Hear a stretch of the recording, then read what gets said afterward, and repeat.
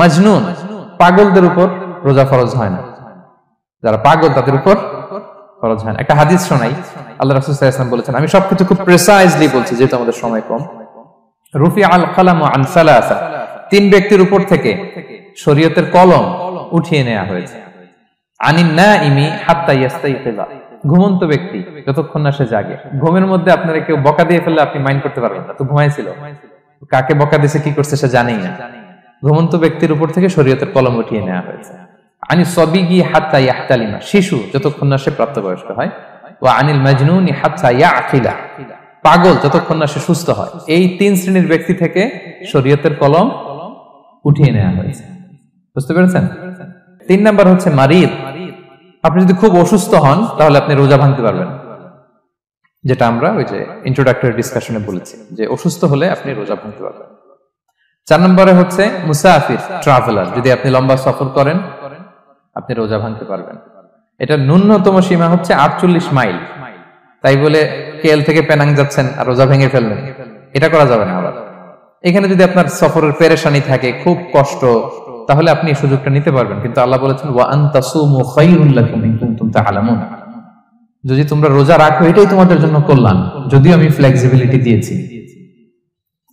তো রাসূল সাল্লাল্লাহু আলাইহি ওয়াসাল্লামের সময় দেখা যেত যে মক্কা থেকে মদিনা, মদিনা থেকে তায়েফ যেতে প্রচন্ড গরমের মধ্যে ওনারা উট দিয়ে মরুভূমির উপর দিয়ে যেত।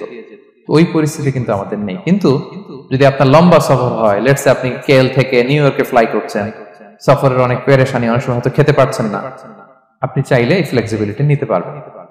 তো অসুস্থতা আর সফরে থাকলে আপনি রোজা ভাঙতে পারবেন, তবে ফাইদ্দাতুম মিন আইয়ামিন উখর, অন্য সময় এটা গুনে গুনে রাখতে হবে। 5টা যদি ভাঙা যায় পরে 5টা কাজা করবেন। এই পয়েন্টটা কি সবার কাছে ক্লিয়ার? সফরে যে রাসূল সাল্লাল্লাহু আলাইহি ওয়াসাল্লাম রমাদানে রোজা ভেঙেছে এটার একটা দলিল বলি। আপনারা মক্কা বিজয়ের নাম শুনেছেন না? রাসূল সাল্লাল্লাহু আলাইহি ওয়াসাল্লাম হিজরত করলেন, পরে আবার বিজয় করলেন। এই মক্কা বিজয় কত হিজরিতে হয়েছে কে বলতে পারবেন? হ্যাঁ, হিজরি বলেন তো দেখি। 8ম হিজরি, মাশাআল্লাহ। 8ম হিজরিতে রাসূল সাল্লাল্লাহু আলাইহি ওয়াসাল্লাম যখন মক্কা বিজয় করতে যান, এটা কোন মাস ছিল জানেন? হ্যাঁ, রমাদান মাস। রমাদানের 20 তারিখে মক্কা বিজয় হয়েছে, 20 রমাদান। তো রাসূল সাল্লাল্লাহু আলাইহি ওয়াসাল্লাম মদিনা থেকে মক্কায় যাচ্ছেন বিশাল বাহিনী নিয়ে।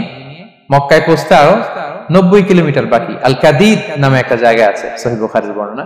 ওই কাদিদ নামক জায়গায় রমাদানে রাসূল সাল্লাল্লাহু আলাইহি ওয়াসাল্লাম রোজা ভেঙেছিলেন, ওটের উপর বসে ঢকঢক করে পানি খেয়েছিলেন, যাতে সবাই দেখে।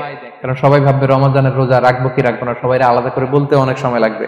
রাসূল সাল্লাল্লাহু আলাইহি ওয়াসাল্লাম একটা উঁচু জায়গায় সবাইকে দেখে ওটের উপর পানি খেয়ে ফেললেন। বলে রাসূলের দেখা দেখি সব সাহাবারা পানি খেয়ে রোজা ভেঙে ফেললো। এটা কোন মাস ছিল? সবাই বলতে হবে কোন মাস? রমাদান। রাসূল সাল্লাল্লাহু আলাইহি ওয়াসাল্লাম সফরে ছিলেন, ফলে তিনি রোজা ভেঙেছেন। দলিল পাইছেন? হ্যাঁ, আচ্ছা, সংক্ষেপ করে দিচ্ছি, লম্বা কথা সংক্ষেপ করে দিচ্ছি। আর কোরআনের আয়াত তো শোনালামই আমি, ফামান কানা মিনকুম মারিদান আও আলা সাফার ফাইদ্দাতুম মিন আইয়ামিন উখর, কেউ যদি অসুস্থ হয় কিংবা ট্রাভেল করে চাইলে রোজা ভাঙতে পারবে, তবে গুনে গুনে পরে আদায় করে নিতে হবে। এই যে গুনে গুনে পরে আদায় করে নিতে হয়, এটারে বলে আরবিতে কদা, বাংলায় আমরা যেটাকে কাজা বলে অভ্যস্ত। বাংলা আমরা কি বলি? একটু কথা বলেন আমার সাথে, বাংলায় কি বলি? কাজা বলি। তো আপনি অসুস্থতার কারণে যদি রোজা ভেঙে ফেলেন পরে এগুলো কাজা করবেন। সফরের কারণে যদি রোজা ভেঙে ফেলেন পরে আপনি কাজা করবেন। 5 নম্বরে যাদেরকে এক্সাম্পশন দেয়া হয়েছে ওটা আমি আয়াতে বলেছি, আরবিতে এদেরকে বলে আল হারাম, মানে very old man or women, খুবই বয়োবৃদ্ধ, অতি বৃদ্ধ মানুষ, 100 বছর 105 বছর এরকম আমাদের কিছু মুরব্বীরা আছে না, ওনাদেরকে খাবার দিলে খেতে পারে না, কাউকে চিনে না, ওনাদের জীবনের স্বাদ আহ্লাদ সব শেষ, বিদায়ের সময়, ওই সময় উনি আর কি রোজা রাখবেন? এজন্য আল্লাহ তাআলা ওনাদেরকে ছাড় দিয়েছে। অনুরূপ ভাবে যদি এমন কোন অসুস্থ হয়, মানে মারিদুন লা ইউরজা শিফাউ, সে যে আবার সুস্থ হবে এই আশা আর নাই, এরকম ডাক্তার অনেক বলে দিয়েছে যে ক্যান্সারের 3rd স্টেজে চলে আসছে, সে সার্ভাইভ করবে যতদিন কেমোথেরাপি দেওয়া হবে, তো শেষের দিকে সে অনেক অসুস্থ, অনেক ড্রাগস নিতে হয়, ওষুধ খাইতে হয়, তার আর সুস্থ হওয়ার সম্ভাবনা নাই। এই 2 শ্রেণীর লোকদের জন্য ছাড় দেয়া হয়েছে, তাদের কাজা করা লাগবে না, কারণ কাজা তো করতেই পারবে না। কি বলেন? তারা ফিদিয়া দিবে। কি দিবে বলেন? কি দিবে? ফিদিয়া। ফিদিয়া হচ্ছে প্রত্যেকটা রোজার জন্য একজন মিসকিনকে 2 বেলা করে খাওয়ান। আই রিপিট, একটা রোজার জন্য একজন মিসকিনকে 2 মিলস, বাস হয়ে গেল। 30টা যদি উনি রাখতে পারে নাই আপনি একজন মিসকিনকে 30 বেলা 2 মিল খাওয়াতে পারেন, অথবা 30 জনকে 2 বেলা খাওয়াতে পারেন, অথবা 60 জনকে 1 বেলা খাওয়াই দিতে পারেন, অথবা এই পরিমাণ টাকা দিয়ে দিতে পারেন। হিসাবটা সহজ হয়েছে না? লেটস সে মালয়েশিয়াতে একটা রেগুলার মিল নিতে কত লাগে? ধরেন যে মালাই দোকান বা মামাদের যে দোকানগুলো, একটা নাসি নিলাম, একটা আইয়াম নিলাম, একটা 100+ নিলাম, এই তো একটা প্যাক হয়ে গেছে। কত পড়বে? 10 রিঙ্গিট, রাইট? তাহলে 10 রিঙ্গিট হচ্ছে একটা মিল, আর 2টা মিল করলে 20 রিঙ্গিট। তাহলে প্রত্যেকটা রোজার জন্য 20 রিঙ্গিট করে আপনাকে ফিদিয়া গুনতে হবে। 30টা রোজার জন্য কত? 600 রিঙ্গিট। তাহলে ফিদিয়া ব্যাপারটা ক্লিয়ার হয়েছে সবার কাছে? আমাদের এরকম মুরব্বী যদি থাকে যারা রোজা রাখতে পারছেন না, তাদের জন্য আমরা এইভাবে ফিদিয়া আদায় করি। গেল।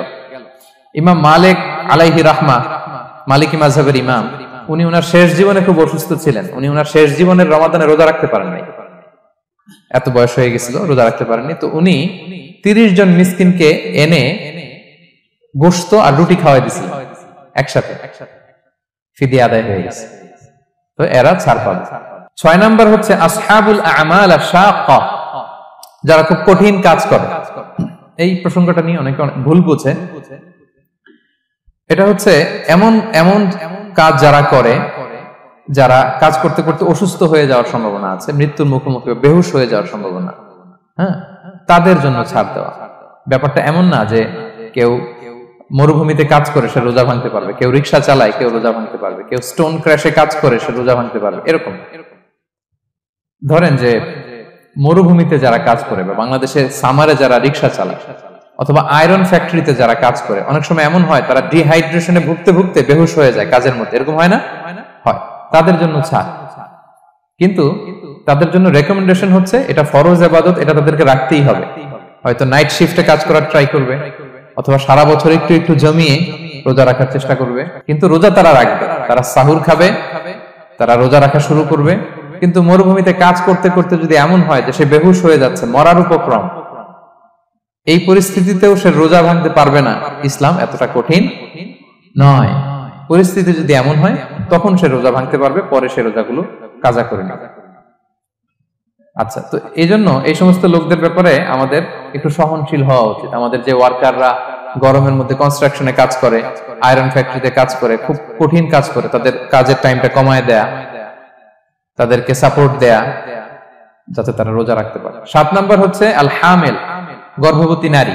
8 নাম্বার হচ্ছে আল মুরদি, ব্রেস্ট ফিডিং মাদার, বাচ্চাকে দুধ খাওয়াচ্ছে যে মায়েরা, ওনারা রোজা ভাঙতে পারবে। যদি ডক্টর বলে যে আপনি যদি রোজা রাখেন পেটের বাচ্চার সমস্যা হবে, রোজা ভাঙতে পারবে, পরে কাজা করবে। অথবা ডক্টর যদি বলে যে আপনি যদি না খান তো বুকে দুধ আসবে কোত্থেকে, বাচ্চাকে খাওয়াবেন কিভাবে, ডিহাইড্রেশন হবে, রোজা ভাঙতে পারবে। এটার দলিলটা শুনেন, সুনানে আবু দাউদের হাদিস, আল্লাহ রাসূল সাল্লাল্লাহু আলাইহি ওয়াসাল্লাম বলেছেন, ইন্নাল্লাহা আযজা ওয়া জাল্লা ওয়াদাআ আনিল মুসাফিরি শাতরাস সালাহ, আল্লাহ তাআলা মুসাফিরের জন্য নামাজকে অর্ধেক করে দিয়েছেন, কসর, ওয়া সিয়ামা আনিল হামিলি ওয়াল মুরদি, আর গর্ভবতী নারী আর দুধ খাওয়াচ্ছে এমন মায়ের জন্য আল্লাহ সিয়ামকে এক্সাম্পশন দিয়ে দিয়েছেন, ছাড় দিয়েছেন, তারা চাইলে রোজা ভাঙতে পারবে। ক্লিয়ার? 9 নাম্বার হচ্ছে মেনস্ট্রুয়েশনাল পিরিয়ড যাদের হয়, যে বোনদের পিরিয়ড হচ্ছে মাসিক, রোজা রাখবে না, যতটা ভাঙ্গা গেল পরে আদায় করে নেবে। 10 নাম্বার হচ্ছে পোস্টপার্টাম পিরিয়ড, যেটা নিফাস বলে, আফটার বার্থ, এই বেবি ডেলিভারি, বেবি ডেলিভারির পরে আমাদের বোনদের যেই পিরিয়ডটা হয় সেই সময় ওনারা রোজা রাখবেন, কয়টা ভাঙলো গুনে পরে কাজা করে ফেলবেন। এবং আম্মা জান আয়েশা রাদিয়াল্লাহু তাআলা আনহা উনি বর্ণনা করেন, কুন্না নাহিদু আলা আহদি রাসূলিল্লাহ, এটা একটা ন্যাচারাল প্রসেস, আমাদের আম্মা জান নবীদের স্ত্রীদেরও এটা হতো। তিনি বলতেন যে আমাদের যখন পিরিয়ড হতো, সুম্মা নাতফুর, এরপর যখন আমরা সুস্থ হয়ে যেতাম, ফায়ামুরুনা বিকাদাইস সিয়াম, রাসূল সাল্লাল্লাহু আলাইহি ওয়াসাল্লাম আমাদেরকে রোজাগুলো কাজা করতে বলতো, ওয়ালা ইয়ামুরুনা বিকাদাইস সালাহ, নামাজ কাজা করতে বলতো না। আমাদের বোনরা পিরিয়ডের কারণে যে নামাজগুলো চলে যায় এগুলো কিন্তু পড়তে হয় না পরে, কিন্তু রোজা যদি ভাঙা হয় সেগুলো কি করতে হয়? রাখতে হয়। একটা মজার হাদিস শুনেন, আম্মা জান আয়েশা রাদিয়াল্লাহু তাআলা আনহা বলেন যে আমার যে রমজানের ভাঙতি রোজাগুলো ছিল আমি সারা বছর রাখতাম না, আমি হাদিস পড়তে গেলে অনেক সময় লেগে যাবে, সারা বছর আমি রাখতাম না, এটা আমি শাবান মাসে রাখতাম। কোন মাসে? শাবান মাসে। কেন? কারণ রাসূল সাল্লাল্লাহু আলাইহি ওয়াসাল্লাম নিজেও রমাদানের পরে সবচাইতে বেশি নফল রোজা যেই মাসে রাখতেন সেটা হচ্ছে শাবান মাস। যে এই মাসের আগে যে মাসটা আমরা কাটায় আসলাম শাবান, এই শাবান মাসের প্রায় পুরো মাসে রাসূল সাল্লাল্লাহু আলাইহি ওয়াসাল্লাম রোজা রাখতেন। আম্মাজান আয়েশার যে ভাঙতি রোজাগুলো উনি সারা বছর না রেখে ওই সময় রাখতেন। হাজবেন্ড ওয়াইফ দুইজনই রোজাদার। ব্যাপারটা সুন্দর না অনেক? দুইজনেই যেহেতু আমার হাজবেন্ডও রাখতেছে তো আমিও এই টাইমে রাখি, এইভাবে উনি বুদ্ধি করে ওনার রোজাগুলো রেখে দিতেন।